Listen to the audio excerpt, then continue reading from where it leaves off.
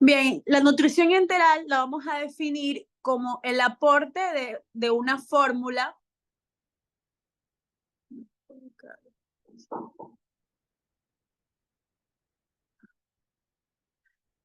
A ver, estudiantes, me voy a volver a conectar ya en un minuto.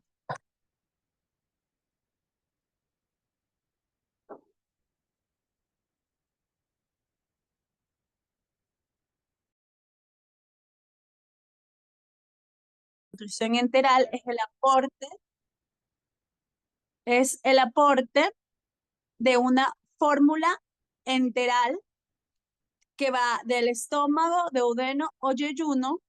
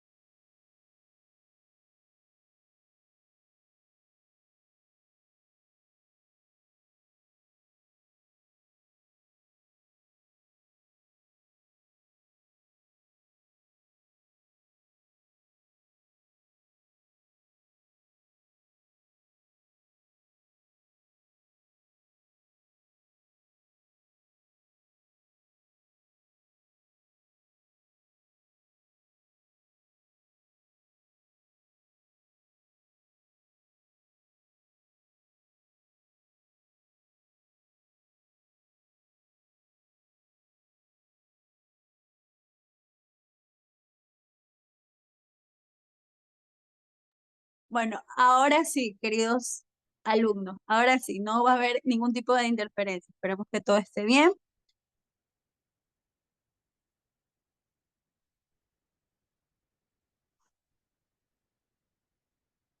Vamos a empezar con la capacitación de nutrición enteral y parenteral, ¿no? Vamos a iniciar con la nutrición enteral, que vamos a definir qué es el aporte nutricional de una fórmula enteral que se va a dar de estómago, duodeno o yeyuno, ¿no? A través de la sonda mediante una ingesta oral.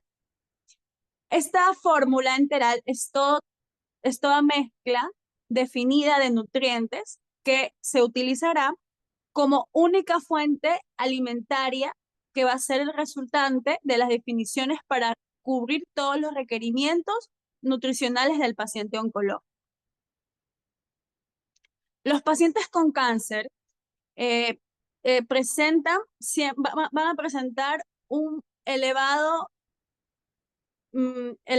de su riesgo de malnutrición, vinculándose así como situaciones de una mayor tasa de mortalidad con morbilidad, ¿no? Casi el 20% de estos pacientes van a sucumbir ante el deterioro progresivo de su estado nutricional.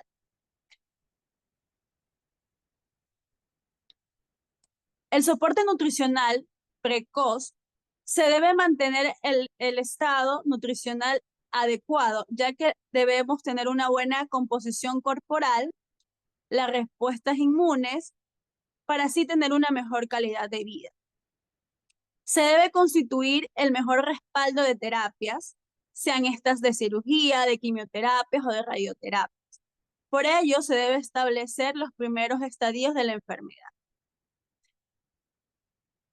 En estos pacientes, la pérdida de reserva de grasa y de la masa muscular se va a ir empobreciendo a nivel proteico, dando así pues dificultades de una buena recuperación y ya que suele tener un mal pronóstico. La dieta oral se puede plantear en serias de dificultades, ya que la localización del tumor tiene va a influir mucho, ¿no? También en los diferentes niveles del aparato digestivo, donde pueden presentar obstrucciones parciales, totales, como vamos a tener el fenómeno de mala absorción, vamos a tener enteropatías, cuadros de Dublin, que van a estar asociados a resecciones gástricas.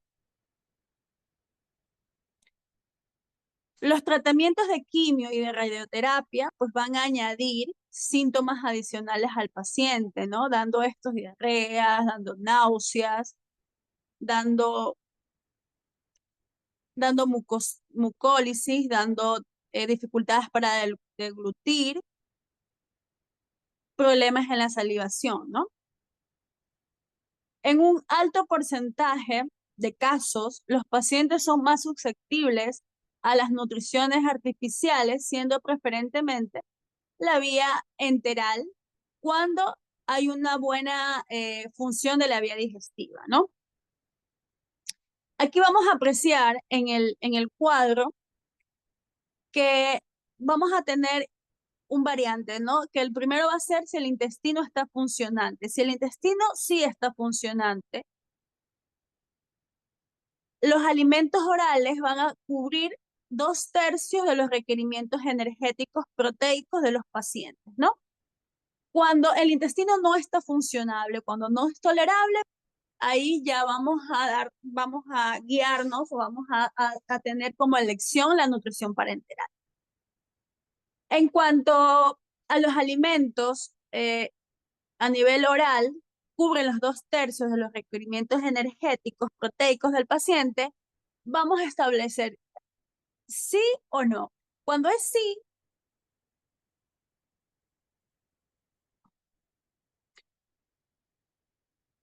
cuando es sí, no va a haber ningún problema porque vamos a poder,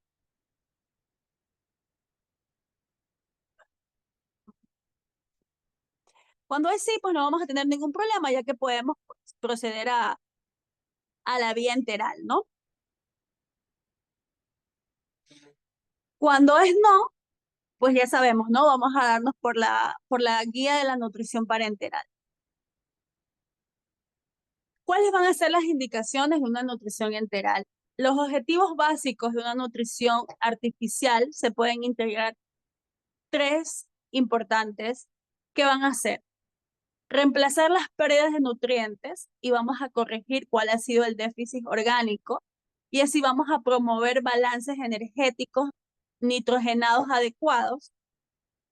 Vamos a tomar una mejor decisión sobre las técnicas de soporte nutricional a utilizar y esto va a depender de muchísimos factores, ¿no? Sobre todo dónde está la localización del tumor y así podernos guiar, ¿no? Si nos vamos por una enteral o una parenteral. Pero básicamente esta decisión vamos a tomarla en cuanto al funcionamiento del tracto gastrointestinal.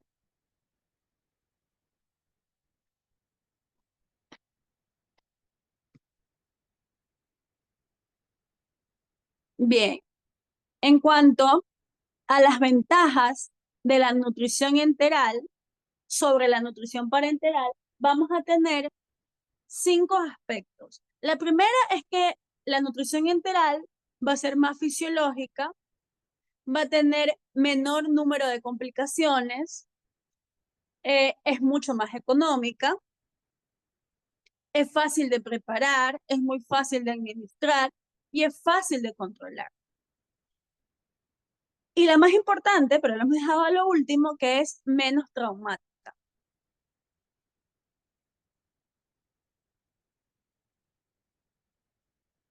Bien, en cuanto a la nutrición enteral, la técnica de soporte nutricional va a consistir en la administración de la mezcla de nutrientes para infundir directamente al estómago o a la vía o al intestino a través de la sonda, de una sonda, pues, ¿no? De la ostomía o por vía oral.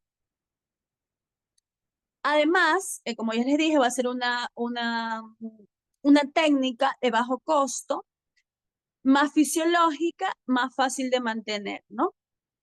La nutrición enteral da como un resultado, pues el aumento de peso, un aumento de peso total del intestino, lo cual pues va a ayudarnos a mejorar el grosor de la mucosa, del contenido proteico y así del ácido desoxirribonucleico, ¿no?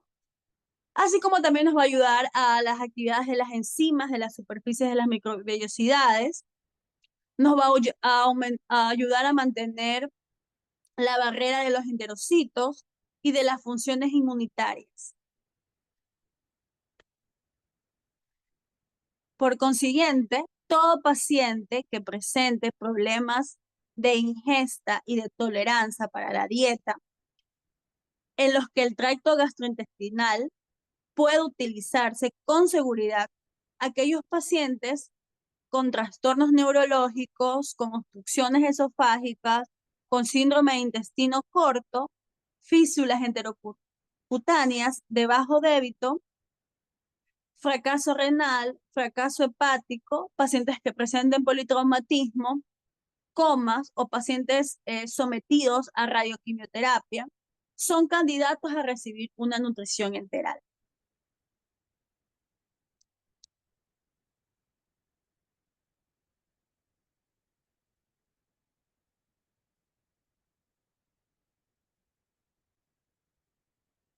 En cuanto a las indicaciones, vamos a tener que las indicaciones específicas para una nutrición enteral son candidatos a nutrición enteral todos los pacientes con cáncer que presentan pérdida de peso progresivo con unas buenas expectativas de tratamiento antihumoral y sin posibilidades de recuperación con dieta oral.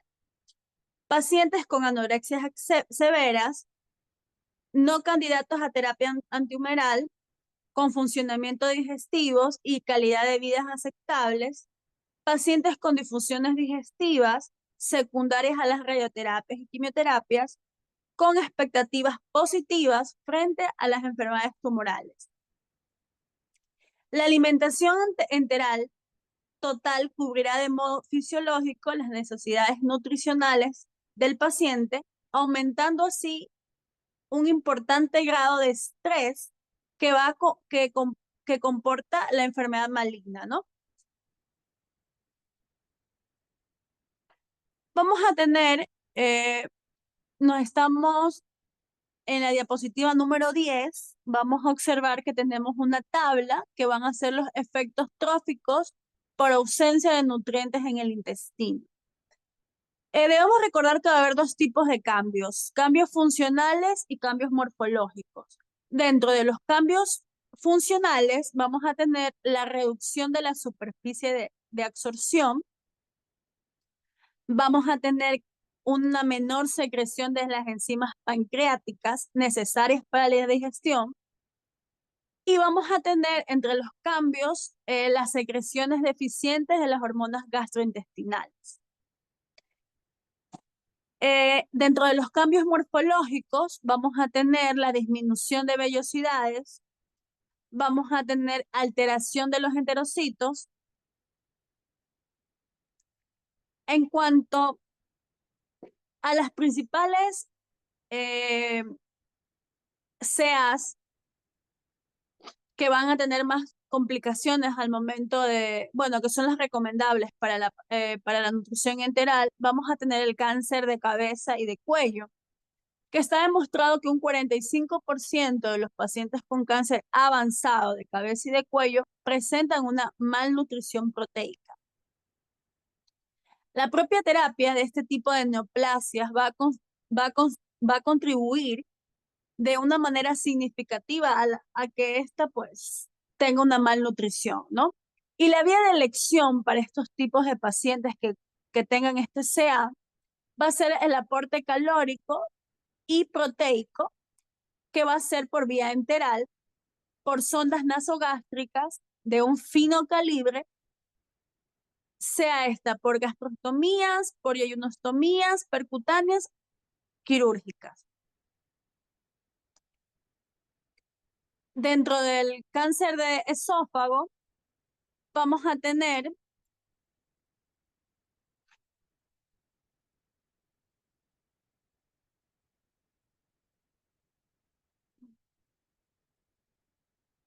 a ver, veo que ustedes van por, a ver, estamos en la diapositiva número 13, por favor.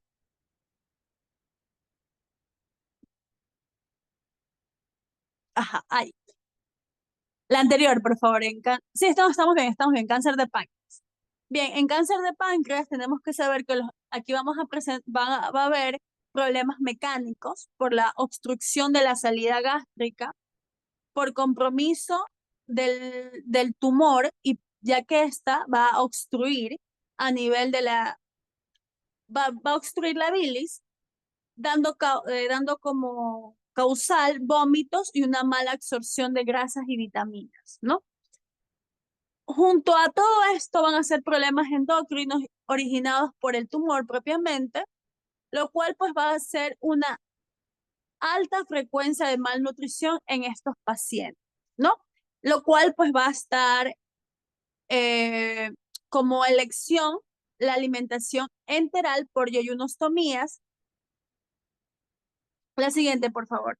Pacientes con quimioterapias y radioterapias. Estos pacientes van a contribuir un alto nivel de malnutrición por diferentes mecanismos, ya que las propiedades de los efectos negativos, complicaciones de estos pacientes, pues van a hacer que van a tener náuseas, vómito, mucositis, disfunciones gastrointestinales, ¿no? Además, una alta gravedad de incidencias de malnutrición determinado a la zona del cual pues se le está irradiando a este paciente.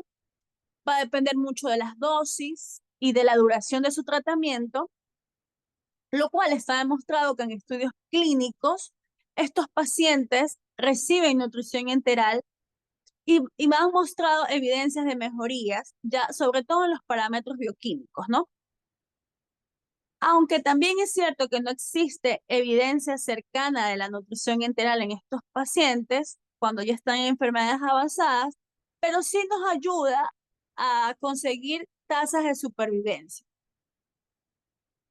La siguiente, por favor. Ahí viene el cáncer gástrico. En cuanto al cáncer gástrico, lo que es el CA de estómago, estas cirugías del aparato digestivo, va a presentar una agresión, ya que va a afectar al estado nutricional del paciente por dos motivos. La primera, porque hay una agresión quirúrgica, lo cual va a ser el compromiso netamente del órgano, que va a estar involucrado en lo que es la absorción, nutrición de los nutrientes, ¿no?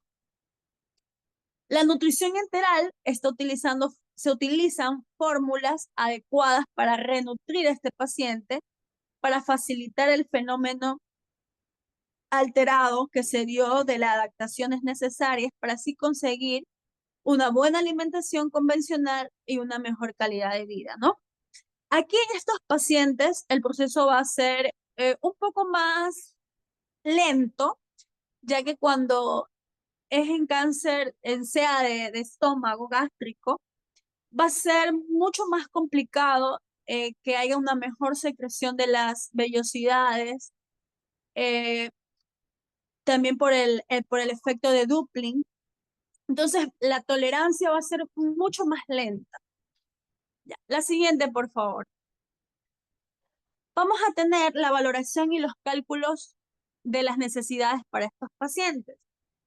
Los pacientes con riesgos elevados de malnutrición, que ya lo hemos denominado pacientes con CA, vamos a tener que ellos van a presentar una albúmina menor de 3, una pérdida de peso mayor al 10% de lo habitual, lo cual pues nos va a llevar a hacer una valoración, ¿no? La valoración de este estado de estos pacientes han dado de diferentes tipos de pruebas o técnicas diseñadas así para un mejor estudio epidemiológico, que ya lo vamos a ver más adelante, dando así como la diferenciación dentro de una población sana, mientras un medio hospitalario siempre va a ser pues mucho más limitado, ¿no?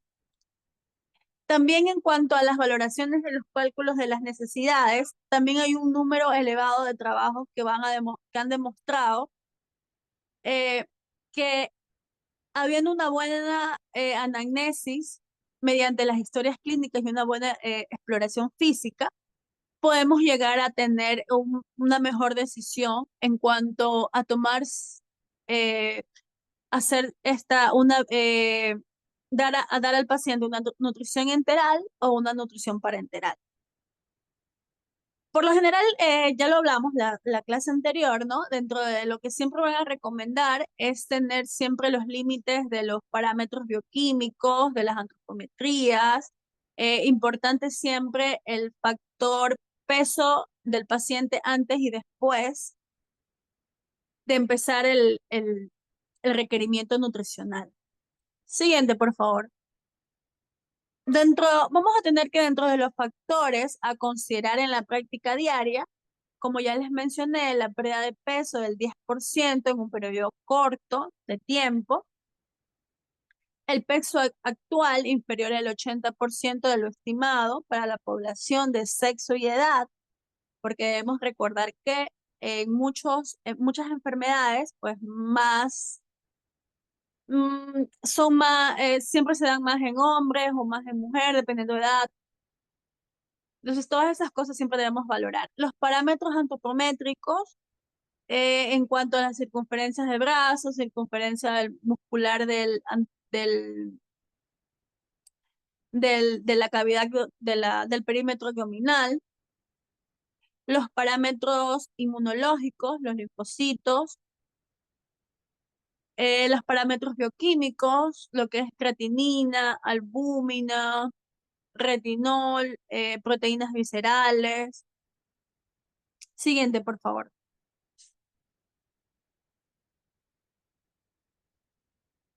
Dentro de los cálculos de las necesidades vamos a tener que el requerimiento energético. ¿Qué es el requerimiento energético? Lo vamos a definir como el aporte de energía que va a precisar el organismo para realizar procesos metabólicos, para así pues mantener una excelente temperatura corporal y una buena hemostasis. Para así cubrir todas las actividades físicas diarias y también para llevar a cabo un buen anabolismo, ¿no? Estas necesidades energéticas pues van a depender mucho del gasto energético basal, va a depender mucho del efecto térmico de los alimentos, dando como resultado incremento del gasto debido al consumo calórico de los alimentos durante una digestión. Y también va a depender mucho de la propiedad de la actividad física, ¿no?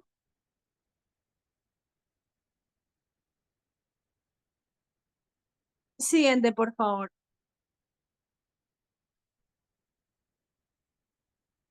Bueno, aquí podemos observar el cálculo. El cálculo, ¿cómo lo vamos a dar? Va a estar definido en dos.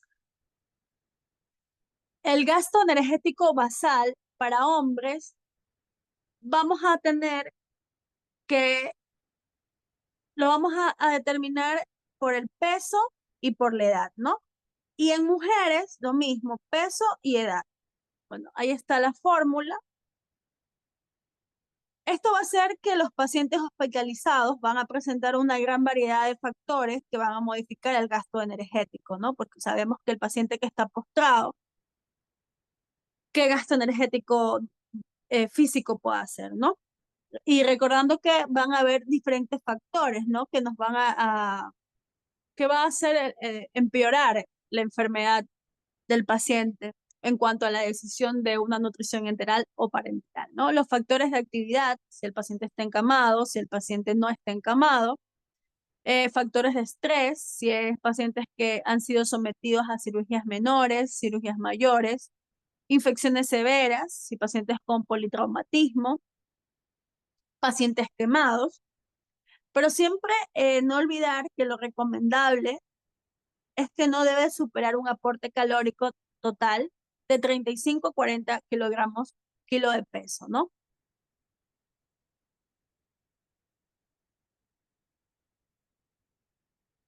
Siguiente, por favor.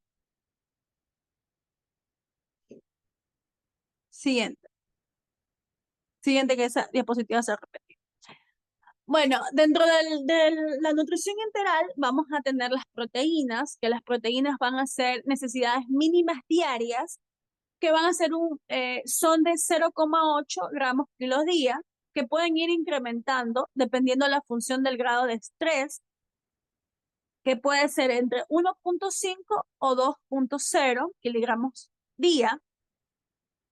El aporte calórico va a ser suficiente a fin para evitar que los aminoácidos sean utilizados como suministro de energía al margen de una síntesis proteica, ¿no?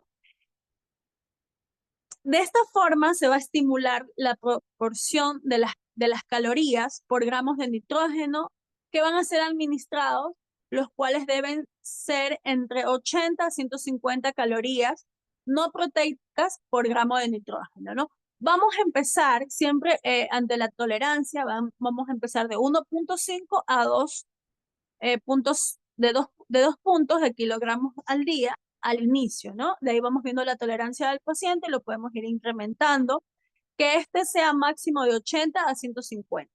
Siguiente, por favor. Bueno, mediante la determinación del nitrógeno ureico, que en orina en 24 horas, vamos a poder así calcular los requerimientos diarios de proteínas de los pacientes. ¿Ya? Aquí está la fórmula, que la fórmula está por gramos día. Vamos a tomar el valor que se dé en el nitrógeno ureico en 24 horas por 6,25, que es ya lo establecido, ¿no? El 6,5% de gramos, perdón, de proteínas da un nitrógeno, ¿no? Los hidratos de carbono vamos a sustituir de un 50 a un 60% del valor calórico total, ¿no? Siendo la glucosa fuentes de energías fundamentales para el cerebro y células sanguíneas. La distribución de grasas pues va a girar a un entorno del 35 a 40% de valores calóricos totales, lo cual pues va a asegurar un mínimo de aporte de ácidos grasos esenciales. Siguiente, por favor.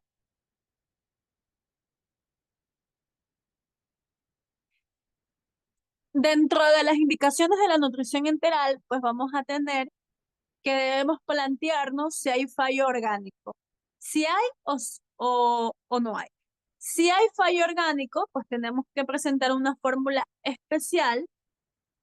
Especial lo decimos porque debemos valorar qué tipo de tumor es o qué tipo de CA presenta cada paciente, ¿no? Para determinada fórmula. Vamos a establecer si hay fallo intestinal, si no o si sí. Si hay fallo intestinal, pues son fórmulas oligoméricas. Si no hay fallo intestinal, pues vamos a hacer una forma adaptada a la patología, como les indiqué. Cuando no hay fallo renal, pues va a ser una fórmula estándar.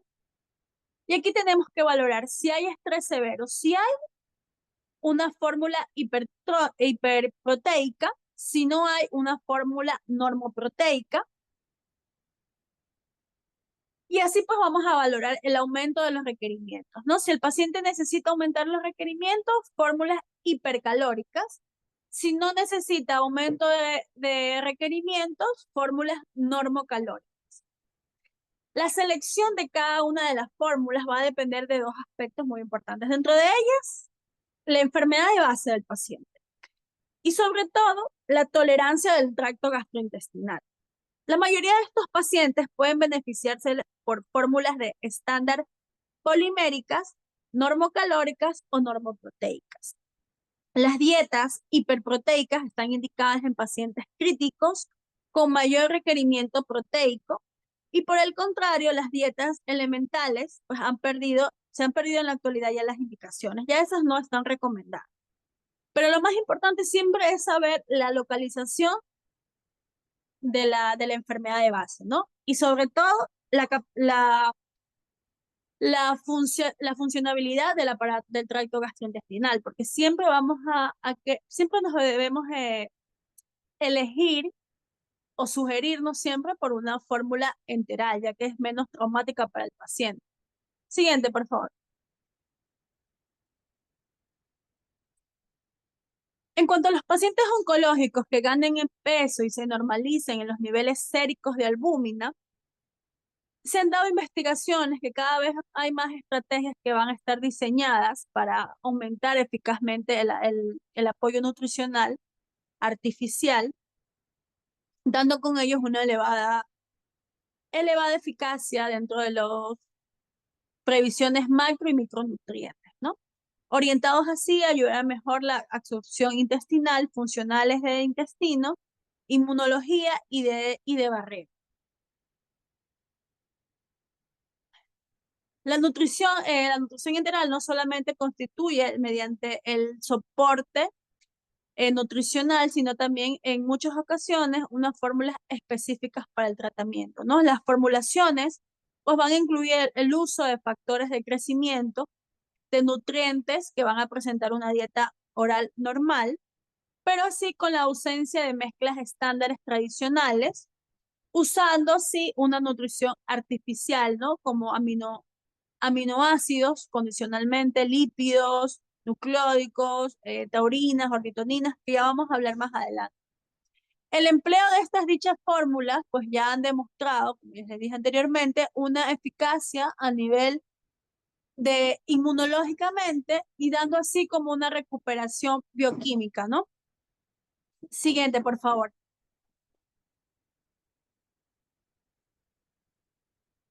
Bien, la arginina, pues se va a tratar de un aminoácido condicionalmente esencial, ya que va a tener importantes eh, en cuanto a funciones metabólicas y fisiológicas, dadas a estas por sus propiedades, ¿no? Que van a estar derivadas así a un papel del ciclo de la urea, relacionadas al ciclo de ácido cítrico y de las oxidaciones de las moléculas que producen energía, ¿no? Recordemos que estos pacientes están condicionados a estrés oxidativo, ¿no? Y la arginina pues nos está dando esta presentación de un ciclo del ácido cítrico, ayudándonos a la mejor oxigenación a nivel molecular, ¿no? Además, la arginina nos ayuda a la conversión en ornitina, dando así como una mejor acción a este aminoácido, ¿no? Que va a ejercer sobre las producciones de las poliaminas, lo cual es una molécula clave en el crecimiento y diferenciación celular, ¿no? Es muy buen conocida por las actividades como factores de aceleración de la cicatrización de heridas, ¿no? Entonces esto va muy bien para los pacientes que han tenido radioterapias, quimioterapias, ¿no? Su efecto beneficioso dado por el balance de nitrógeno, va a ser un papel importante en mediadores de la insulina, del glucagón, de la somatostatina y de las catecolaminas. Siguiente, por favor. Los requerimientos orgánicos de la arginina van a tener altas condiciones de degradaciones proteicas intensas en sepsis, en pacientes con politraumatismos, aunque bien hay que reconocer que la arginina puede ser reemplazada por circunstancias a la ornitina, ¿no? Por otro lado, la arginina se muestra como un sustrato cítrico en la producción del óxido nítrico, a través de la conversión en citrulina por medio de la arginina desaminasa, necesario normalmente para los mecanismos de la homeostasis, ¿no? En cuanto al óxido nítrico, se muestra el principal regulador del endotelio vascular, participando en fórmulas directas en fisiología de los macrófagos y otras funciones celulares, ¿no? Pero está demostrado que una fórmula mezclada con arginina y con óxido nítrico, pues va a tener una alta ayuda nutricional por el efecto que causa de la diferenciación celular con la oxidación de las moléculas. Siguiente, por favor. Tenemos aquí la glutamina. La glutamina es un aminoácido con propiedades únicas. ¿Por qué únicas? Porque está considerado que los va a ayudar a sintetizar la mayor cantidad de de a sintetizar la mayor cantidad de necesidades orgánicas con bajas condiciones de estrés moderados e intensos en el organismo, ¿no? Ya que la glutamina va a ser capaz de sintetizar de cantidades adecuadas, pasando a incrementar la lista de los aminoácidos considerados como esenciales en una nutrición clínica, ¿no? Junto con la arginina, también la taurina, la histidina y la cisteína, ¿no? Dando así como resultado que este aminoácido va a ser libre, ya que pues va a estar abundantemente en el plasma y en el músculo esquelético, transportando así junto a la nina una mayor parte del nitrógeno de los aminoácidos circulantes liberados en el músculo esquelético. La glutamina básicamente va a ser un medio transportador, ¿no? Que va a ayudar a que la arginina, la cisteína sean mejor, sean mejor penetradas al organismo con la nutrición. Siguiente, por favor.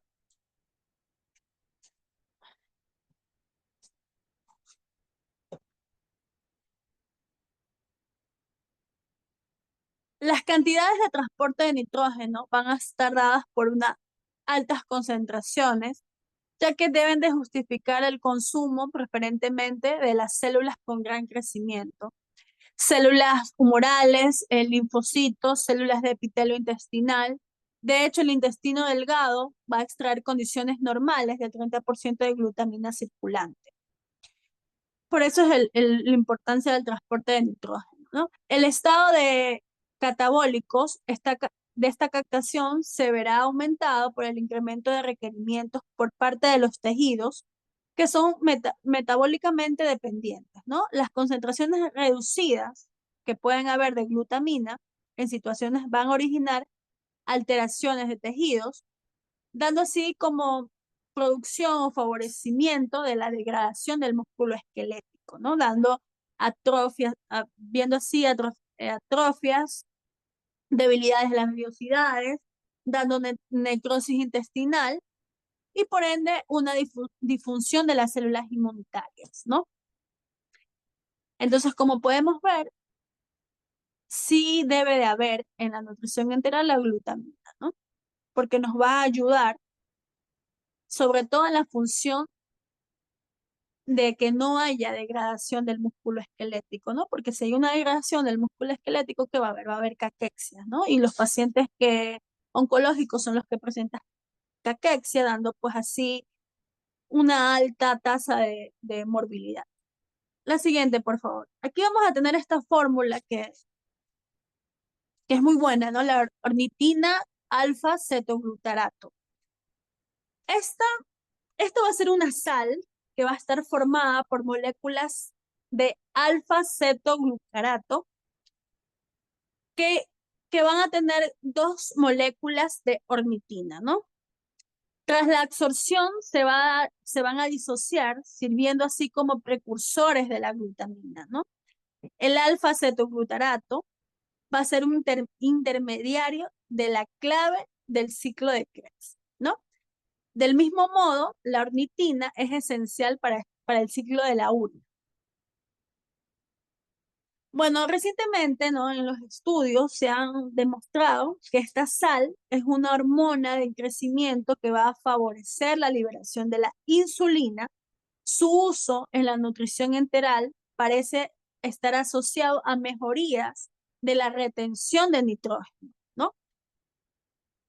Con mayor síntesis proteica en situaciones de estrés metabólicos y quirúrgicos, junto con un aumento paralelo de la glutamina, ¿no? Está demostrado que esta sal ayuda mucho en estos pacientes con nutrición enteral, ¿no? Recordemos que en los pacientes oncológicos lo que menos queremos es que haya una degradación de nitrógeno, ¿ya? Porque el nitrógeno es el que nos va a ayudar a la oxigenación de tejidos y del músculo esquelético. Siguiente, por favor. Vamos a tener la taurina. La taurina es un aminoácido azufrado que va a estar producido por la cisteína mediante la actividad de una enzima de carboxilasa limitante, lo cual tradicionalmente pues la han considerado como un aminoácido no esencial, a excepciones de lactantes y niños que no han presentado un buen desarrollo de la retina, ¿no? Entre sus acciones fisiológicas, el mejor conocido destaca su participación con diversos procesos metabólicos en conjugaciones de ácidos biliares, fundamentalmente para una buena, correcta absorción de grasas, de regulación de volumen celular, reducción de agregaciones plaquetarias, neuromodelador y agentes antioxidantes. Vamos a tener los nucleótidos. Los nucleótidos van a ser compuestos, siguiente por favor, van a ser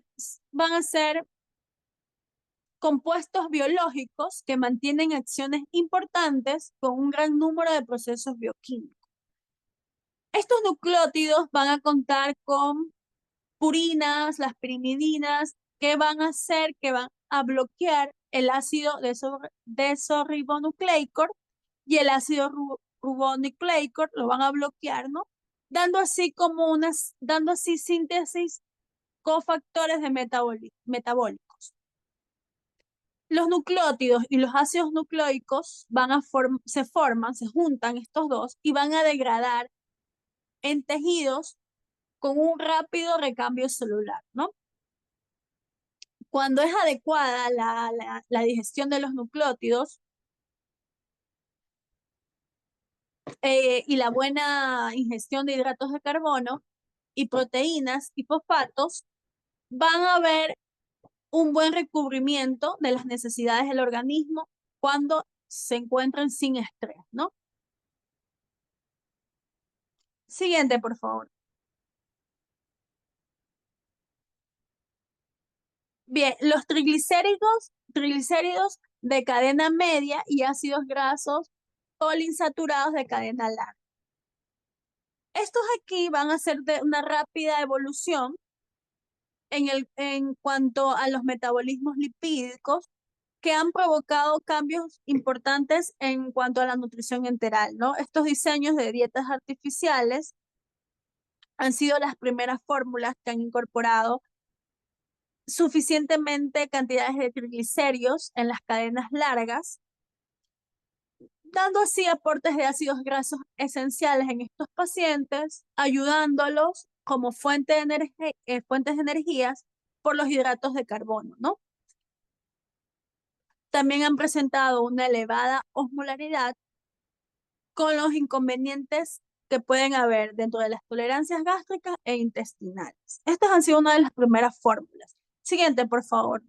Tenemos los ácidos grasos monoinsaturados omega 4. Estas van a tener una composición lipídica de diferentes formulaciones, enterales y parenterales, con respuestas inmunitarias e inflamatorias, lo que parece debido a cambios de composiciones de ácidos grasos y la influencia sobre la función y la fluidez de las membranas celulares, ¿no? Lo bueno de estos ácidos grasos y monoinsaturados y de omega 9 que van a estar modulados a la síntesis de mediadores inflamatorios. Emulsiones lipídicas de estos ácidos grasos han sido utilizados en nutriciones parenterales en base de aceite de soja con altos contenidos de ácidos grasos de cadena larga, aportando un 60% de ácidos grasos esenciales. En cuanto al ácido graso omega 9, no tiene influencia en la producción de leucotrenos, lo cual pues supone la inclusión en formulaciones artificiales. La siguiente, por favor. Estas fórmulas van a ser la mezcla de aceite de... Siguiente, por favor. Dichas emulsiones son una mezcla de aceites de soja y aceites de oliva, ya dando aproximadamente un 17% de ácido linoico, un 65% de ácido oleico y un 2,5 de ácidos de soja, con una mejor proporción de ácidos grasos esenciales que no superan el 20%. Este tipo de ácidos grasos monoinsaturados de omega 4 se los da más a pacientes que están en estados caquéxicos severos, ¿ya? Porque estos pacientes necesitan grasa. Entonces, estas fórmulas lo que contienen, como lo estamos viendo, ácidos oleicos, contiene ácido linoico, entonces pues nos van a ayudar a aumentar la, la, la proporción de ácidos grasos esenciales en estos pacientes, ¿no? Estas fórmulas pueden reducir el peligro de un derivados procesos excesivos de ácidos grasos poliinsaturados, de una perioxidación lipídica elevada, dando como inhibición de síntesis de homólogos superiores a los ácidos grasos. Por lo tanto, estas fórmulas son posibles agentes terapéuticos en enfermedades inflamatorias intestinales, siendo intensamente investigados. Vamos a concluir con esto de aquí para que los tengan claros, ¿no?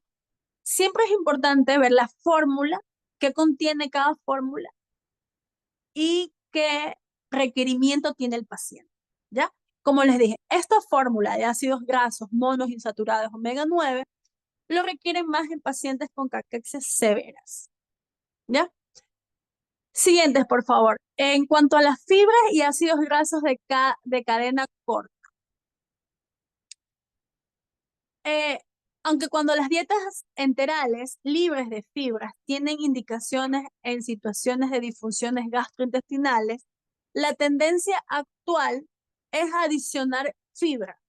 Siempre fibra. ¿Por qué? Porque la mayoría de los pacientes, cuando están encamados y mucho más pacientes oncológicos que presentan estreñimiento. Entonces, si nosotros incorporamos fibra en estos pacientes, los va a ayudar mucho mejor en su, en su evacuación. La tendencia actual, bueno, como ya les dije, no es adicionar fibras en preparados enterales. Han demostrado que son beneficiosas, ya que estos efectos fisiológicos pues van a ayudar mucho al tracto gastrointestinal, ¿no? Sobre todo en el intestino delgado y el intestino eh, delgado y en el colon, ¿no? La mayoría de estos efectos vienen mediados por los ácidos grasos de cadena corta, como es el butirato, propinato, el acetato, que van a ser resultados finales de las degradaciones enzimáticas bacterianas de las fibras dietéticas en el colon, ¿no? Sus efectos van a mejorar, que son conocidos, ya que van a favorecer la absorción de sodio, consecuentemente de agua, lo cual pues va a presentar altamente efectos antidiarreicos cuando la dosis pasa. ¿Por qué? Porque es fibra, ¿no? Va a favorecer la mucosa colónica, aumentando así la adaptación intestinal en los pacientes. Siguiente, por favor. El acceso al tracto gastrointestinal, vamos a tener claro que vamos a tener vías de acceso enteral. ¿Cuáles van a ser las vías de acceso? Van a ser 4. La primera va a ser la nasogástrica, la nasoyeyunal, por medio de gastrostomías, que pueden ser estas quirúrgicas, pueden ser endoscópicas, radiológicas y laparoscópicas. La de yeyunostomías, que van a ser quirúrgicas, que pueden ser por técnicas de endoscopía o por técnicas de laparoscopía, ¿no? En cuanto a la vía nasogástrica, este es el método más simple. Se requieren sondas, actualmente pues se fabrican de las de polietileno o de silicona, que van a ayudar porque son muy bien toleradas, ¿no? Va a tener una mejor parte en el paciente, ya que antes pues se usaban las antiguas gomas, ¿no? Eh, Van a ser de calibres finos y de longitudes de 90 centímetros. Algunas de estas pueden estar incorporadas con un fijador metálico, bueno, que nos va a ayudar con la implantación, ¿no? Bueno, esto va a depender mucho de qué tipo de sonda va a utilizar el médico, ¿no? Siguiente, por favor. Estas deben colocarse el paciente tiene que estar semi sentado, tiene que estar muy bien lubricada la sonda para que no vaya dañando mucosa, ¿no?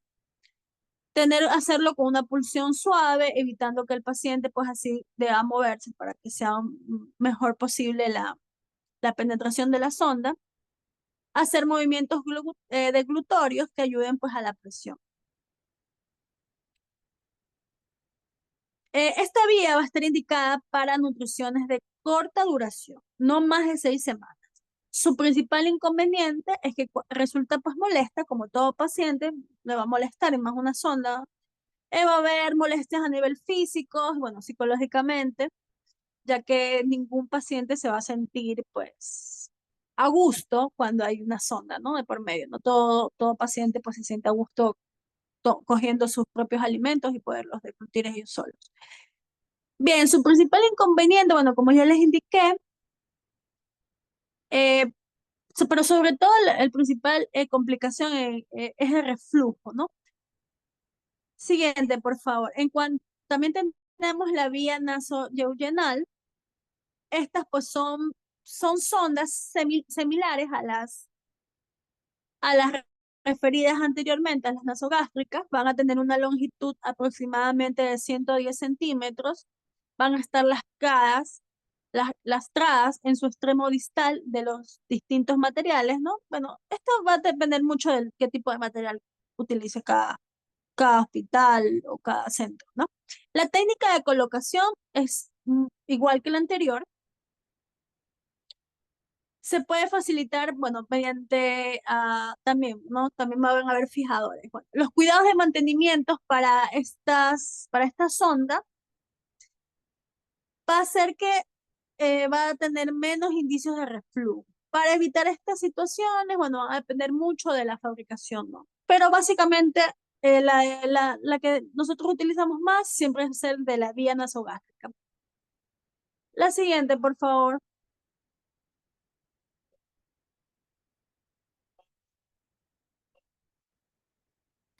Ya, las gastrostomías es el establecimiento de una fístula de gastrocutáneas dirigida sobre un tubo, ¿no? Se utilizan múltiples tipos de sondas en relaciones con las técnicas de colocación empleadas, la mayoría. La maniobra quirúrgica exige una pequeña laparotomía que pueden hacérselo con anestesia local o general, todo depende, ¿no? Siempre debemos proteger la entrada de la sonda al estómago con una doble bolsa para así fijar mejor la pared anterior gástrica, ¿no? Siguiente, por favor.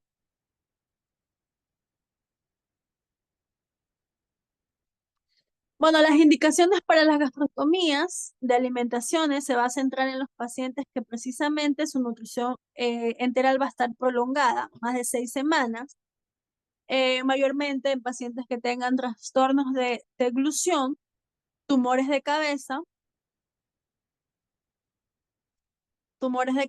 traumatismo de cráneos faciales. Esta técnica se va a realizar radiológicamente, ¿no?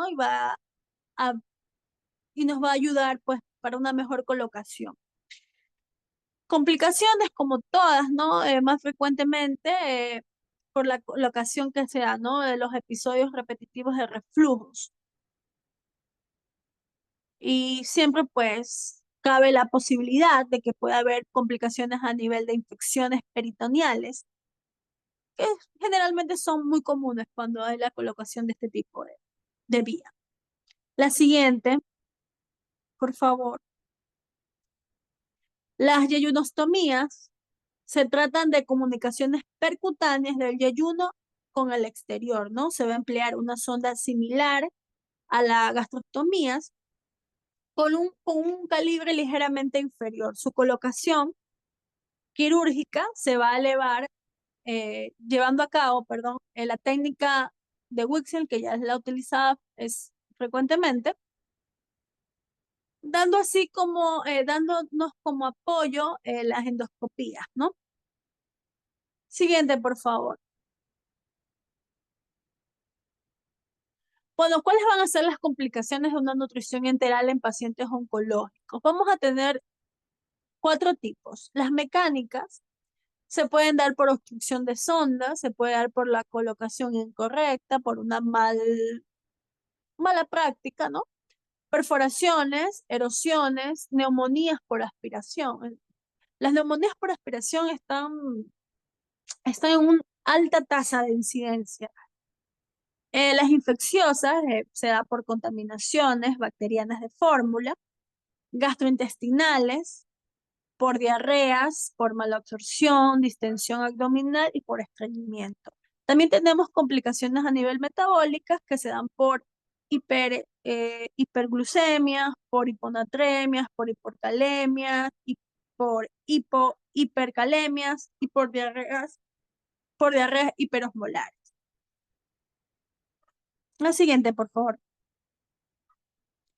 Dentro de las monitorizaciones y que son los controles de las complicaciones de la nutrición enteral, generalmente suelen ser leves y sus mortalidades no modifican la evaluación de la enfermedad inicial del paciente, ¿no? Su gravedad es mucho menor que la nutrición parenteral, ¿no? ¿Por qué? Porque son menos traumáticas. En todo caso, puede ser consecuencia de una mala praxis e inherencia al empleo de la nutrición enteral, ¿no? En medios no especializados. Bueno, vamos a tener claro que vamos a tener 7 parámetros para las nutriciones del paciente enteral, que mínimo debemos cumplirlas, ¿no? La primera es que debemos tener un buen control de la sonda o ostomía. Debemos tener también un buen control de la cantidad de nutrición enteral administrada en las 24 horas. También la tolerancia del paciente con la nutrición enteral, comprobar si existen retenciones gástricas, chequeando residuos gástricos mediante una jeringa de aspiración. Si estos son superiores a 250 ml, se debe enlentecer el ritmo de infusión o suspenderlos durante unas horas, ¿no? En cuanto no haya una buena tolerancia. El control de la aparición de posibles complicaciones ligadas a la nutrición enteral, ¿no? Que ya hablamos de las posibles complicaciones, ¿no? De las mecánicas, de las infecciosas, de las gastrointestinales y de las metabólicas, ¿no? También es importante el control analítico, que debe de incluir siempre los electrolitos séricos, la glucemia, la hemoglobina, el hematócrito, 2 veces por semana como regla general, también urea, creatinina, electrolitos en orina, balances nitrógenos, osmolaridad plasmática, mínimo 1 vez por semana. Una vez por semana es la normativa.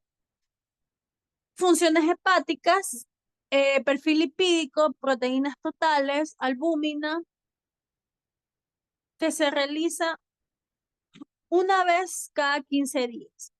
El control de diuresis cada 24 horas, el control de peso corporal del paciente 1 vez a la semana, ¿no? Estas son las 7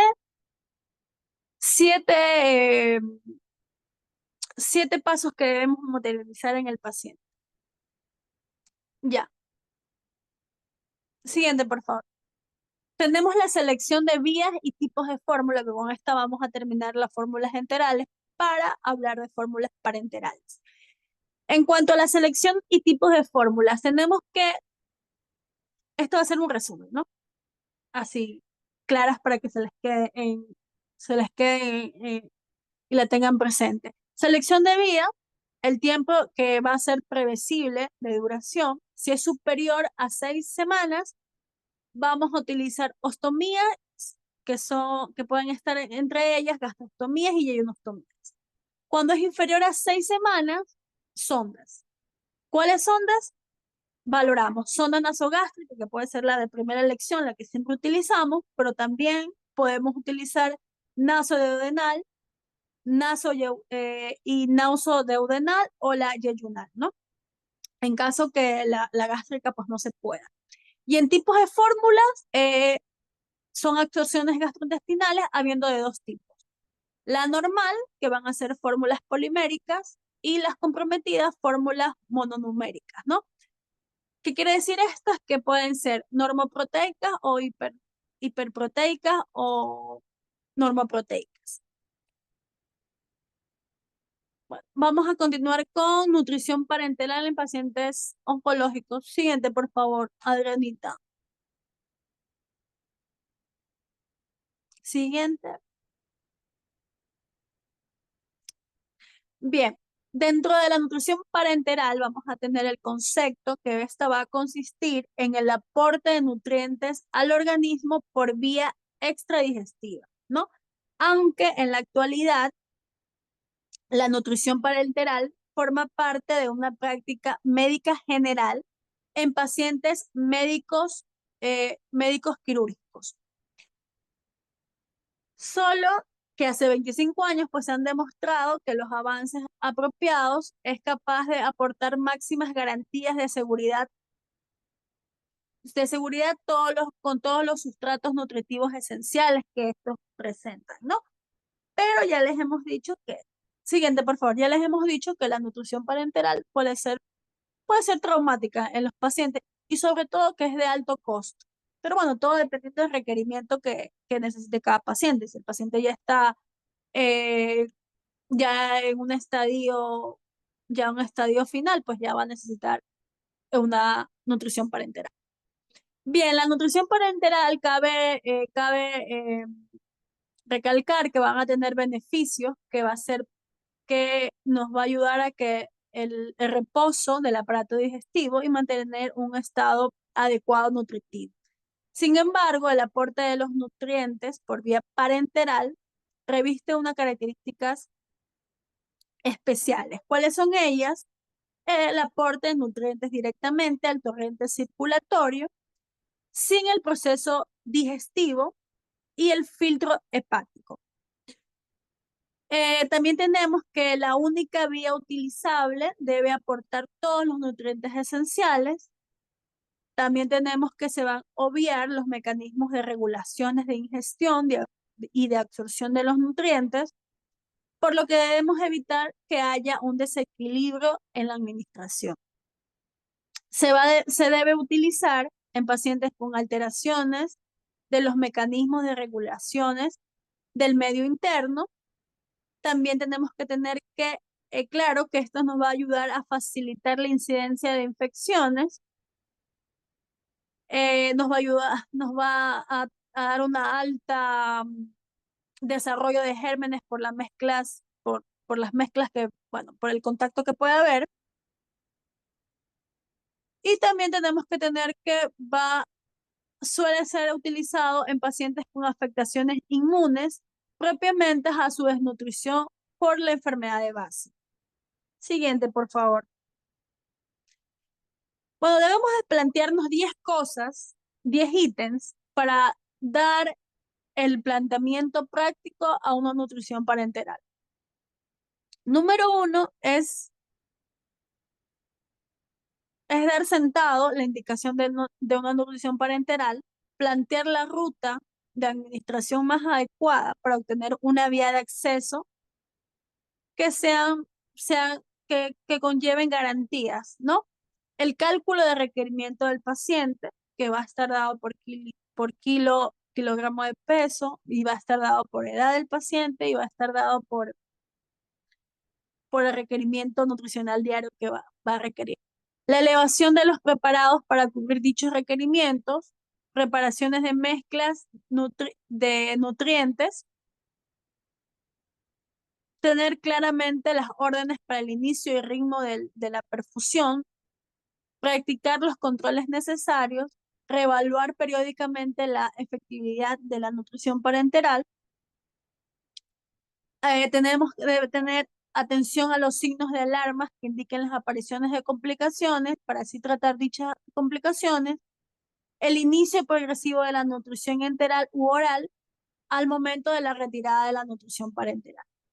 Bueno, esto va a ser una técnica cuyo resultado va a depender de la correcta utilización de los protocolos establecidos, en el que se van a establecer claramente los pasos a seguir, ¿no? Pasando por los cuidados estrictos del catéter, ¿no? La preparación de las bolsas y el manejo de las complicaciones. Siguiente, por favor. Vamos a tener las indicaciones de la nutrición parenteral. Todo paciente hospitalario va a tener el derecho a recibir soporte nutricional más adecuado a su situación clínica, ¿no? La nutrición parenteral nos va a permitir en la actualidad un aporte de nutrientes requeridos a cualquier tipo de patología. Sin embargo, es una técnica no exenta a complicaciones, sí que las hay porque por el catéter central, que se supone que va a tener una elevada carga de asistencia y un coste económico considerable. O sea, es alto, ¿no? Por ello debemos ser estrictamente considerados, teniendo en cuenta las indicaciones y las valoraciones de cada tipo de paciente, ¿no? Siguiente, por favor.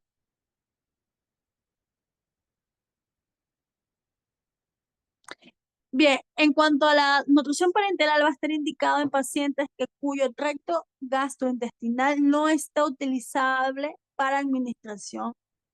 La digestión y la absorción de nutrientes durante este periodo va a ser superior de 5 a 7 días, cuando el tubo digestivo es utilizable, pero se desea mantener el reposo por razones terapéuticas. La razón que sustenta el uso de la nutrición parenteral en pacientes con cáncer se va a basar a que deben asumir la evolución final de estos pacientes, ¿no? Que van a reflejar principalmente pronósticos de tipos de tumor y posibilidades de terapias oncológicas. La desnutrición concomitantemente puede afectar negativamente a la supervivencia de estos pacientes y las complicaciones derivadas a la terapia. Siguiente, por favor. En cuanto a los objetivos del soporte nutricional de los pacientes con pacientes oncológicos, tenemos que saber que la nutrición, la soporte nutricional, pues jamás va a curar al paciente con cáncer. Es simplemente una terapia antihumoral que va a erradicar la enfermedad. La nutrición es una terapia que va a complementar el tratamiento fundamentalmente. Empíricamente, pues vamos a nutrir al paciente asegurando así una mejor respuesta, ayudándolo así con una mejor calidad de vida, ¿no?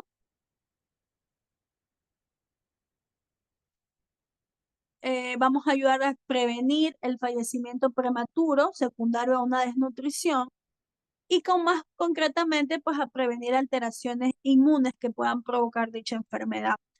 Optimizar la calidad de vida hasta que, bueno, sí, sí vamos a optimizar la calidad de vida hasta que la evolución del cáncer sea ya, pues, llegue a su etapa final, ¿no? Las metas secundarias, pues, van a ser ayudar a una mejor tolerancia, a una mejor respuesta del tumor hacia la terapia, prolongar la supervivencia derivado a dicha enfermedad y reducir complicaciones terapéuticas oncológicas, logrando una no mejor alta hospitalaria más precoz. Siguiente, por favor. Dentro de los efectos nutricionales e inmunológicos de la nutrición parenteral, vamos a tener que han sido ampliamente dados por estudios de múltiples grupos de pacientes sometidos a diferentes estrategias parenterales, dando como conclusión que sí es un buen aporte, que la mayoría de estos trabajos pues, han indicado un descenso del catabolismo proteico muscular sin un incremento de síntesis como respuestas de aportes nutricionales, ¿no? Por otra parte, también han sido resultados actuales concluyentes que el soporte nutricional es difícil de llegar, ya que hay un incremento de niveles séricos de albúmina o por la transferrina en ciertos pacientes, ¿no? La mayoría de los pacientes oncológicos los presentan. En otra parte, también los estudios han demostrado que va a haber una mejoría en los parámetros inmunológicos, dando como alterados, cómo van a estar alterados en pacientes con neoplasias, ¿no? Se ha señalado que también va a haber una mejor relación en CD4 y CD8, ¿no? Que son las células de natural killer, ¿no? Que son dadas por la oxigenación. Siguiente, por favor.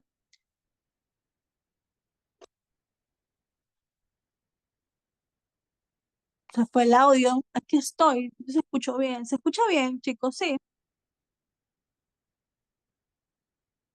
¿Sí? ¿No?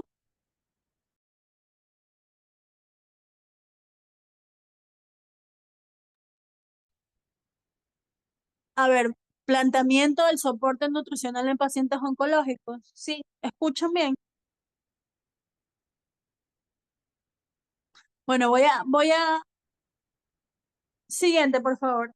Me van diciendo si no,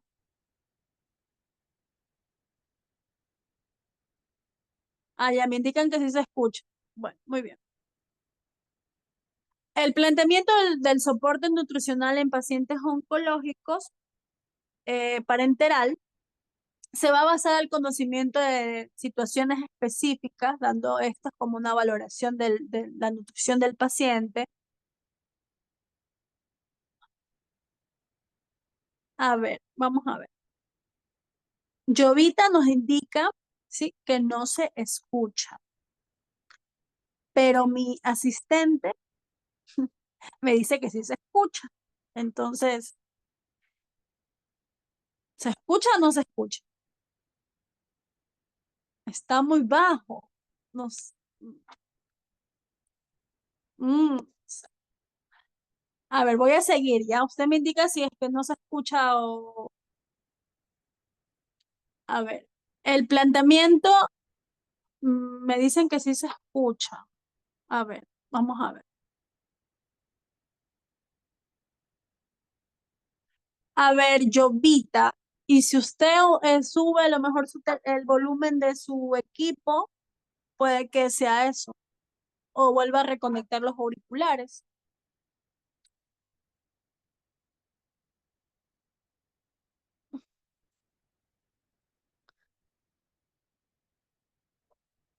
Sus otros compañeros me dicen que sí se escucha. Bueno, dentro del planteamiento del soporte nutricional en el paciente oncológico, bueno, voy a hablar un poquito más alto, ¿ya? Bueno, dentro del planteamiento se va a basar en el conocimiento de situaciones específicas de cada paciente, ¿no? Dando estos como la valoración de nutrición, el tipo de tumor y la respuesta previsibles al tratamiento. A ver, ¿qué me dice? Ahí, ok. En este aspecto son aconsejables las orientaciones a mejorar la calidad de vida. Ahora sí me dice ya, perfecto, ya, listo, gracias. A ver, espera. Bien, la siguiente, por favor. Bien, en cuanto a nivel paliativo, el tratamiento en pacientes en fase terminal se va a orientar a aliviar los posibles sufrimientos que puede presentar el paciente, sea tanto físico como moral, ¿no? Los problemas se presentan, pueden ser múltiples, ¿no? Vamos a continuar. En la siguiente diapositiva, por favor. Bien, a ver, en cuanto a la evaluación nutricional, nos vamos a poner si el paciente está bien nutrido. Cuando el paciente está bien nutrido, vamos a considerar si tenemos que hacer con ellos una terapia de bajo riesgo o una terapia de alto riesgo. Cuando es una terapia de bajo riesgo, vamos a tener una educación nutricional básica, consejos dietéticos. ¿Qué quiere decir con ellos? Valorar cuántas fibras vamos a dar al paciente, cuánta grasa va a necesitar el paciente. Bueno, eso va a ser una valoración específica de las cuáles son los requerimientos del paciente, ¿no? Puede ser estable con controles periódicos, ¿ya? Si el paciente va a estar va a tener deterioro, vamos a utilizar suplementos. Si el paciente está con terapia de alto riesgo, vamos a utilizar educación nutricional específica más suplementos. Cuando el paciente tiene una desnutrición, cuando el paciente tiene una desnutrición moderada, tenemos que llegar a ver si tenemos que hacer una terapia de bajo riesgo con una educación nutricional específica y suplementos, una terapia alta de nutrición que va a ser aporte nutricional. Aquí tenemos que valorar al paciente si necesita un soporte nutricional enteral o parenteral, ¿no? Desnutriciones graves, aquí vemos terapias posibles y sin terapias. Cuando es sin terapias, ya son cuidados paliativos, ¿no? Como les indiqué, en los paliativos es un tratamiento en que los pacientes se les da cuando están en fase terminal, que vamos a orientar para aliviar los posibles sufrimientos de estos pacientes, sean tanto físicos como morales, ¿no? Los problemas que presentan van a ser múltiples, ¿no? Entre ellos puede estar la valorada, el no tener el, la flexibilidad de máximos a los horarios de apetencia. Básicamente, eso se da en los pacientes porque ya que están, por lo general, ya en un estado avanzado, ya aquí ya va a afectar más su estado tanto moral que físico. Ya, en estos pacientes que van a ser de ya paliativos, ya la vía de abordaje en estos pacientes del soporte nutricional puede ser tanto orales como enteral o parenteral, ¿no? Porque un paciente puede ya estar en un estado avanzado, pero sí puede tolerar la vía oral, ¿no? Puede que esté bien conservado su sistema gastrointestinal y lo puede tolerar bien, ¿no?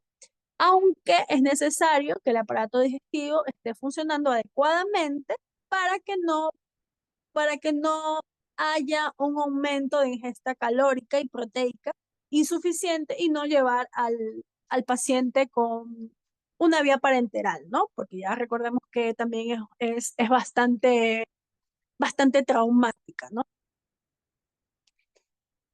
Siempre debemos garantizar la calidad de vida del paciente, ¿no? Aunque ya esté en sus últimos momentos, en sus últimos días o en sus últimas etapas, siempre es recomendable, tanto también como humanos, ¿no? Que tenga al menos algo digno y no sea tan traumático y tan doloroso para el paciente, ¿no? Bien, y ahí vamos a tener la reevaluación, ¿no? Ya después de que estemos enfocados y guiados si este paciente está bien nutrido, si está desnutrido, moderado o severo, lo vamos a hacer las reevaluaciones, ¿no? Dando estas reevaluaciones, viendo si está estable, si hay mejoría o si hay deterioro, ¿no? Cuando hay deterioro, hay que hacer un soporte nutricional mucho más específico. ¿Qué quiere decir esto? Pues aumentando más fórmulas, dando más cantidades de fórmulas. Ya, la siguiente, por favor.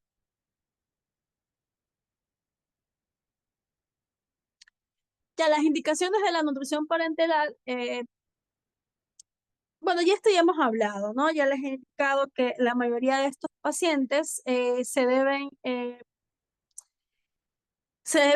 ya los vamos a utilizar esta vía parenteral cuando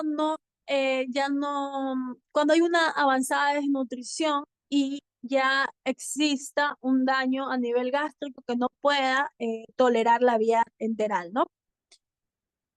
y son candidatos a vía parenteral. La nutrición parenteral no va a estar indicada en aquellos pacientes en situaciones terminales que no sean candidatos a una futura terapia antihumoral, ¿no? Ya. En la siguiente diapositiva vamos a observar un cuadro que aquí vamos a observar las indicaciones precisas para estos pacientes con nutrición parenteral, ¿no? Las que utilizamos frecuentemente, ¿no? Tenemos en cirugías, tenemos en quimioterapias, tenemos en radioterapias, tenemos en pediatría y tenemos en pacientes críticos. En cirugías, cuando utilizamos una nutrición parenteral, las utilizamos en preoperatorios de cirugías mayor en pacientes con nutrición severa, siempre que no pueda utilizarse la vía digestiva, ¿no? Cabe recalcar, ¿no? Porque utilizamos vía parenteral. Posteriormente a una cirugía oncológica, cuando se prevé incapacidad al usar vías digestivas mayores de 7 días, si se utilizó en el preoperatorio por desnutrición severa, apariciones de complicaciones que dificulten la utilización de vías digestivas, de ilio, peritonitis, síndrome de intestino corto, hepatomegalia o complicaciones de cirugía esofágica como el quilotórax, en quimioterapias, en pacientes severamente desnutridos, candidatos a quimioterapias, complicaciones que impiden utilizar las vías vía oral, trasplante de médula ósea, pacientes que presentan también cáncer a nivel de lengua, a nivel de boca, pues no son candidatos a vía oral, entonces necesitan vía parenteral. En radioterapias, cuando hay una existencia de desnutrición severa durante el tratamiento, con síntomas que impiden la utilización de vía enteral, entonces son candidatos a parenteral, ¿no? Pacientes que tengan enteritis en pediatría, cuando se insatura el tratamiento oncológico y no puede utilizarse la vía digestiva. Nutrición parenteral a domicilio, las indicaciones ya la vamos a ver más adelante. En pacientes críticos, cuando existen un fracaso orgánico, o sea, en esto respiratorio, fracaso renal, sepsis, también pacientes con politraumatismo de cara. Ya, ya, la siguiente, por favor. Ya. Las vías de acceso en nutrición parenteral. Puede realizarse por vía central o periférica. Esto va a depender de la duración prevista, accesos venosos disponibles y experiencia que tenga cada médico, ¿no? El acceso periférico es el más accesible, más fácil de conseguir si decidimos que el paciente precisa de una nutrición parenteral. La elevada osmolaridad de la mezcla nos va a obligar a utilizar una vía central de grueso calibre, ¿no? El límite para utilizar esta vía periférica se sitúa en torno de 700 a 900 milímetros de osmolaridad, ¿no? Si la duración prevé que está dada de 12 a 15 días, podemos utilizar un catéter por vía periférica, ¿no? Que se puede ir avanzando hasta la vena cava superior y en todo caso la vía de elección pues siempre va a ser la subclave, siempre. Si se prevé de larga duración, se puede recurrir en catéteres tunelizadas, ¿no? Bien. La siguiente, por favor. Los cálculos de requerimiento en los pacientes parenterales oncológicos. La necesidad va a estar dada de cada paciente, que se va a establecer por su gasto energético en reposo y estará dependiendo del estado nutricional, de la enfermedad de base del paciente, de la existencia de algún fracaso orgánico o del grado de estrés metabólico, ¿no? El requerimiento también se da cuando el paciente está encamado, ¿no? Cuando el paciente está encamado va a ser mucho más alto el cálculo de requerimiento, ¿no? Bien, la siguiente, por favor. Aquí vamos a ver los aportes recomendados en nutrición parenteral. Bien, vamos a tener cuatro tipos de pacientes, ¿no? En los pacientes que presentan agresiones leves con un buen estado de nutrición, vamos a tener que lo requerido de peso y día de nitrógeno va a ser de 0,15. Lo requerido de, de kilos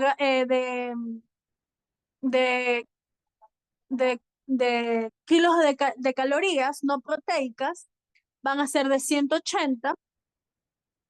Pacientes con agresiones leves, pero van a tener una desnutrición moderada, su requerimiento de nitrógeno peso día va a ser de 0,20. El requerimiento peso calórico no proteico va a ser de 150.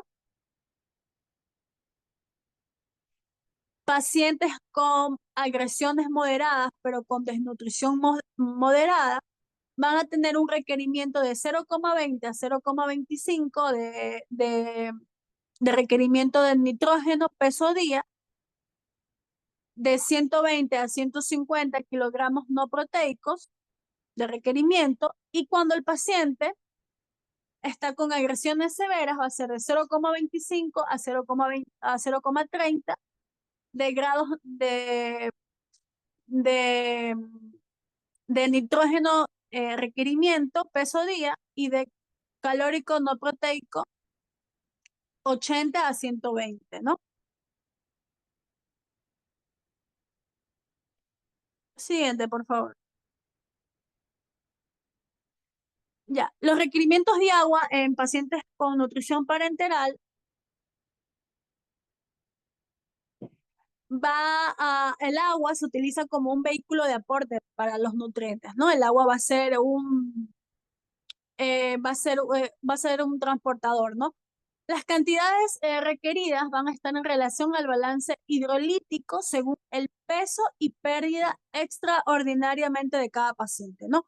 Pero normalmente se va a aportar entre 35 a 40 miligramos kilo de peso al día, ¿no? Las bolsas, todo en uno, ¿no? Todo, o sea, en las bolsas va a estar mismo la fórmula y va a estar el agua, ¿no?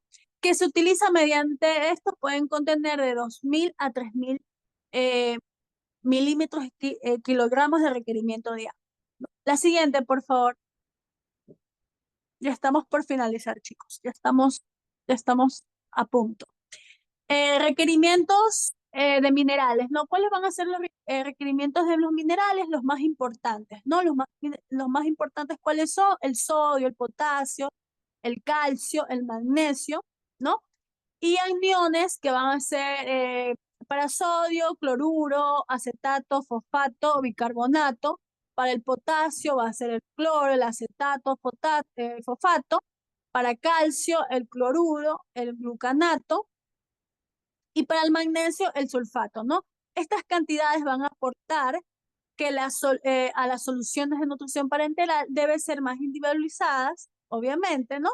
Calculadas según la pérdida y nivel plasmático, ¿no? Eso va a depender de cada paciente, porque cuando nosotros le hacemos a cada paciente sus bioquímicas, pues ahí vamos a darnos cuenta y vamos a decir, bueno, este paciente necesita tanto de albúmina, de requerimiento, necesita tanto de calcio, tanto de potasio, entonces por lo mismo está indicando que va a ser individualizado, pues, ¿no? Estas necesidades de electrolitos estarán dadas por el balance de cada paciente, como ya les mencioné, ¿no? Y hay que también prestar mucha atención cuáles van a ser las pérdidas extraordinarias que hagan, dando así que los cationes más importantes deben estar incluidos, ¿no? Que ya les dijimos cuáles son los más importantes. Siguiente, por favor. Bueno, siguiente, por favor. El sodio. El sodio es el catión más importante, ya que el sodio presenta amplias variaciones en su aporte, ¿no? En situaciones de desnutriciones severas y en estados de postración o posagresión, se debe restringir su aporte, ¿no? Como sabemos que el sodio en su elevado cantidad nos va a hacer retención de líquido, ¿no? Hacer retención de líquido, hacer retención de agua, retención de fórmulas, entonces van a haber un poco de complicaciones ahí, ¿no? El sodio en los pacientes con desnutrición, los aportes elevados van a provocar tendencias de edema, ¿no? Edema, como les estaba mencionando, de retención, ¿no? En fases de estrés, las respuestas hormonal tienden a favorecer la retención de sodio, ¿no? Entonces, por eso que la ingesta siempre debe de ser baja. En pacientes estables y con... Bueno, ya estamos finalizando. En pacientes... Ay, perdí el hilo, perdón. A ver, ya. ¿Cuáles van a ser los requerimientos de sodio? Los requerimientos de sodio aportes suelen elevarse hasta 120 mil equivalentes al día, ¿no? Eso es lo recomendado. Es probable que van a existir alteraciones de equilibrio de ácido-base, al así haber alteraciones de aportes de electrolitos. La sustitución del cloruro y el acetato con o sin cambios en cantidades de sodio y potasio permiten así corregir estas alteraciones, ¿no? Bueno, la siguiente, por favor. Los requerimientos de vitaminas. Los requerimientos de vitaminas, en este caso las vitaminas más utilizables van a ser las inyectables, ¿no? Las inyectables ya que va a tener un mejor adaptación al organismo, ya que si son en fórmulas se van a perder y no va a haber ningún aporte, ¿no? ¿Cuál va a ser el valor de la administración intramuscular de vitamina C? De 10 miligramos. Una vez por semana, tenemos que valorar al paciente porque si el paciente presenta tomas de anticoagulantes porque tiene problemas de coagulación o tendencias trombolíticas, debemos reducir esta dosis, ¿no? La siguiente, por favor. Bien, en cuanto a los requerimientos de oligoelementos, vamos a ver que va a ser igual que las vitaminas, igual que los oligoelementos, que vamos a tener que recurrir por vía parenteral, ¿no? Como el cloruro, el magnesio, el sulfato, el zinc, ¿no? Ya que en los últimos años pues han demostrado que los requerimientos de oligoelementos dentro de la nutrición parenteral pues han ayudado mucho, ¿no? ¿Cuáles van a ser las cantidades de requerimientos de oligoelementos? Los van a hacer eh, en cifras de 5 a 10 miligramos al día. Cuando el paciente presenta estrés o drenajes de heridas, deben elevarse de 12 a 17 miligramos al día, ¿no? ¿Cuáles van a ser las dosis de hierro que también necesita el paciente oncológicos para vía parenteral? La dosis de hierro va a ser de 50 miligramos y van a estar mucho mejor asimiladas en pacientes con sistemas hematopoyéticos en dosis más elevadas. Siguiente, por favor. Bueno, creo que nos vamos a quedar ahí porque, bueno, nos faltan 5 diapositivas. Pero bueno, vamos a tratar de hacerles breve en los aportes calóricos. Bueno, los aportes calóricos, el uso de la glucosa como el único sustrato calórico va a ser el único inconveniente siempre en estos pacientes, ya que las complicaciones van a ser por el excesivo de glucosa, que nos van a dar como complicaciones hiperglucemias, diuresis osmóticas, deshidrataciones. Vamos a tener las formaciones de ácidos grasos y un aumento de producciones de CO2. Eso es lo más importante de los aportes calóricos. Sobre todo que vamos a tener que la dosis recomendada va a ser de 170 al 50% de todos los aportes que pueden haber. Siguiente, por favor.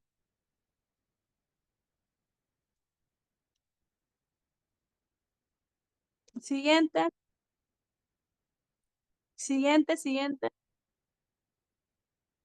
Ya. Con con estas dos vamos a finalizar, ¿ya?